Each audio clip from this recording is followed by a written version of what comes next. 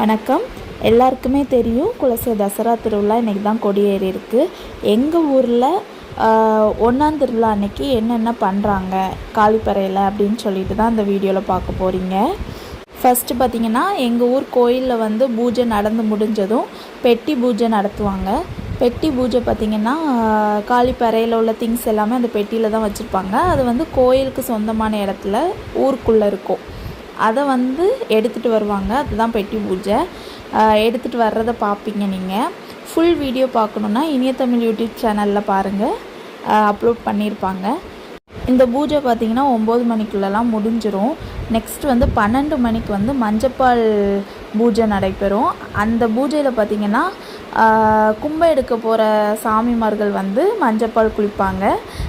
அதை வந்து நெக்ஸ்ட்டு வீடியோவில் நான் வந்து அப்லோட் பண்ணுறேன். இந்த வீடியோவில் இதோட முடிச்சுக்கலாம். வணக்கம். எல்லாருக்குமே தெரியும்